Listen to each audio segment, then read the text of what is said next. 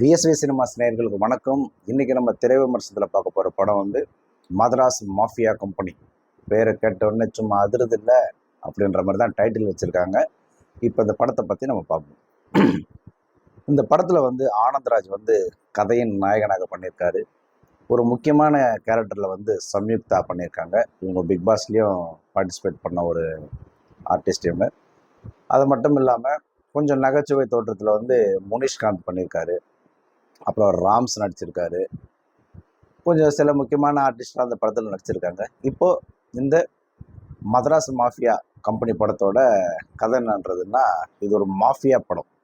அதாவது வட சென்னையில் நடக்கிற ஒரு கேங்ஸ்டர் படம் தான் இது. இந்த மதராஸ் மாஃபியா கம்பெனியோட டான் தான் ஆனந்த்ராஜ். இவரை சுற்றி இருக்கிற லெஃப்ட் ரைட்டு தான் வந்து முனிஷ்காந்த், ராம்ஸ் இவங்கெல்லாம். இந்த கம்பெனிக்கு தாதாவாக இருக்கிற ஆனந்த்ராஜை எப்படியாவது போட்டு தள்ளணும்னு கூட இருக்கிறவங்களே சிலர் சதி பண்ணுவாங்க.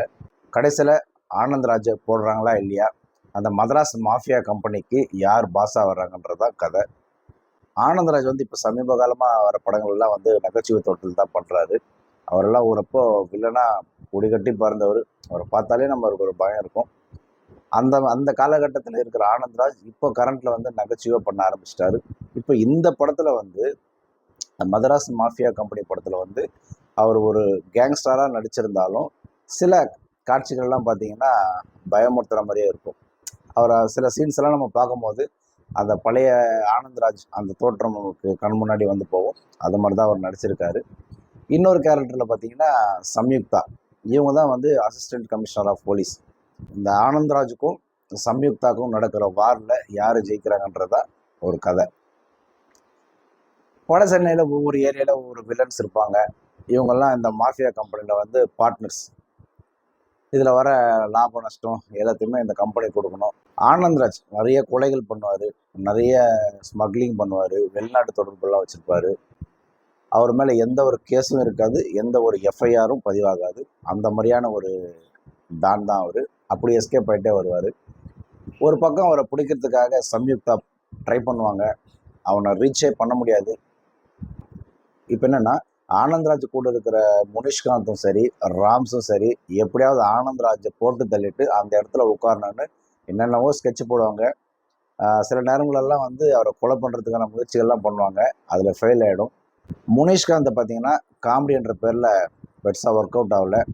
எப்போவுமே பண்ணுற மாதிரி அந்த அப்படி தான் இருக்குது. சொல்கிற அளவுக்கெல்லாம் ஒன்றும் இல்லை. ஆனால் அவர் ஒரு நகைச்சுவாக அந்த படத்தில் கொண்டு வந்திருக்காங்க. இப்போது ஆனந்த்ராஜோட ஒய்ஃபு தான் வந்து தீபா. ஆனந்த்ராஜுக்கு ஒரு மகன் இருப்பார். அந்த மகன் வந்து கொஞ்சம் மனநலம் பாதிக்கப்பட்டவர். இப்போ அதே ஆனந்த்ராஜுக்கு இன்னொரு கீப் இருக்கும். அவங்க தான் வந்து சசிலயா. சசிலயாவுக்கு ஒரு பொண்ணு இருக்கும். அதை பற்றி நம்ம அப்புறம் சொல்கிறேன். இப்போது இந்த சொத்துக்காக ஒரு பக்கம் தீபா, ஒரு பக்கம் சசிலயா வந்து சண்டை போடுவாங்க. ஆனந்த்ராஜ் ஒரு சின்ன தவறு பண்ணுவார். அந்த தவறுனால அவரை கைது பண்ண வேண்டிய சூழ்நிலை வரும். சம்யுக்தா வந்து பர்ஃபெக்டாக ஸ்கெட்ச் போட்டுருவாங்க. எப்படியாவது ஆனந்த்ராஜை தூக்கணும்னு சொல்லி பிளான் பண்ணி அரெஸ்ட் பண்ணுறதுக்கு போவாங்க. இதை சுதாரிச்சுக்கிட்ட ஆனந்த்ராஜ் என்ன பண்ணுவாருன்னா, இங்கேருந்து எஸ்கேப் ஆகி நம்ம வேற எங்கேயாவது போயிடலாம் ஒரு 4 நாளைக்கு பிளான் பண்ணுவார். அப்போ அவரோட ஃப்ரெண்டு ஆந்திரா ரெட்டிக்கு ஃபோன் பண்ணுவார். அவர் சொல்லுவார், இங்கே வந்துடு நான் பார்த்துக்கிறேன்னு சொல்லுவார். ஆனால் அந்த ரெட்டியும் இவரை போகிறதுக்கு பிளான் போட்டிருப்பாரு. சரி, இங்கே வந்தால் விரும்ப அவனை போட்டு தரலான்ற பிளான் இருப்பார். இப்போ ராம்ஸு ஆனந்த்ராஜ் வந்து அந்த வேனில் கிளம்புறாங்க. இப்போ கிளம்பும்போது என்ன பண்ணுவாங்கன்னா, நடுவில் வந்து ஆனந்த்ராஜ் சொல்லுவார், இல்லை நம்ம நெல்லூருக்கு போக வேண்டாம், எனக்கு ஏதோ தப்பாக படுது, வேற எங்கேயாவது போகலான்ட்டு இன்னொரு ஆந்திராவிலேருந்து இன்னொரு ஊருக்கு போவாங்க. அங்கே போய் குத்து டான்ஸு கல்லு குளிச்சுட்டு என்ஜாய் பண்ணுவாங்க. இப்போ இது சம்யுக்தாக தெரிஞ்சு என்ன பண்ணோன்னா, இப்போ ஆந்திராவை நோக்கி சம்யுக்தா டீம் வருவாங்க. இப்போ ஆனந்த்ராஜை பிடிக்கணும், எப்படியாவது பிடிக்கணும். இப்போ என்ன ஆகும்னா, இந்த இடத்துல ஒரு நல்ல ட்விஸ்ட் வச்சுருக்காங்க. ஆனந்த்ராஜ், ராம்ஸு, டிரைவர் 3 பேரும் போயிட்டுருப்பாங்க வேனில். பின்னாடி வந்து சம்யுக்தா சேஸ் பண்ணிட்டு போயிருப்பாங்க. அங்கே ஒரு ஆக்சிடெண்ட் நடக்கும். அந்த ஆக்சிடெண்ட்டில் வந்து வேன் ஃபயர் ஆகி கரிஞ்சிடும். இப்போது எல்லாருக்கும் நியூஸ் பரவிடும். என்னென்னா, இந்த மாதிரி ஆனந்த்ராஜ் இறந்துட்டாரு, டான் இறந்துட்டாரு, அவங்க கூட இந்த 2 கையாளுங்களும் இறந்துட்டாங்கன்னு சொல்லி சிஎம் வரைக்கும் கொண்டு போயிடுவாங்க. இது ப்ரெஸ்ஸு, டிவி எல்லாத்துலேயுமே வந்துடும். எல்லோரும் இதை நம்பிடுவாங்க. ஆனால் சம்யுக்தாவுக்கு மட்டும்தான் ஒரு டவுட்டாகவே இருக்கும். உண்மையிலேயே நம்ம ஆனந்தராஜை போட்டோமா இல்லையான்ற ஒரு சந்தேகத்திலேயே அவங்க என்ன பண்ணுவாங்கன்னா ஒரு இன்வெஸ்டிகேஷன் தேடுவாங்க. இப்போ கட் பண்ணால் இந்த இறந்து போன ஒரு டெட் பாடியை வந்து ஆனந்தராஜ் வீட்டில் வச்சு சாவு வீடா சொல்லி எல்லாரும் அழுதுட்டு இருப்பாங்க. இப்போ ட்விஸ்ட் என்னன்னா, அதே சாவு வீட்டுக்கு மறுபடியும் மாறு விஷயத்துல ஆனந்தராஜ் வருவார். ஆனந்தராஜ் வந்து அங்க நடக்கிற விஷயத்த எல்லாம் பார்ப்பாரு. அவங்க கூட இருந்து பேசினவங்க, அவங்க குடும்பத்துல பேசினவங்க எல்லாத்தையும் பார்த்துட்டே இருப்பார்.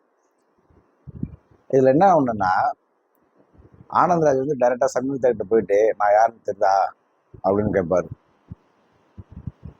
தெரியலையே அப்படின்னு கேட்கும். தெரியலன்னு அப்படி சொல்லும். என்ன தெரியலையா, நான் தான் டான்னு, இந்த மதராஸ் மாஃபியா கம்பெனியோட டான்னு சொல்லுவார்.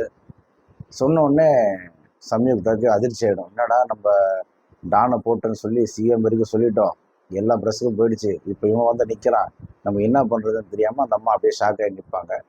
இப்போ கிளைமேக்ஸில் வந்து இப்போ மறுபடியும் வந்த ஆனந்த்ராஜை சம்யுக்தா போட்டு தள்ளுறாங்களா இல்லை அவங்கள அப்படியே விட்டுறாங்களான்றது தான் கிளைமேக்ஸு. இதை நீங்கள் கண்டிப்பாக தியேட்டரில் போய் பாருங்கள். மீண்டும் அடுத்த ஒரு திரை விமர்சனத்தில் உங்களை சந்திக்கிறேன். நன்றி.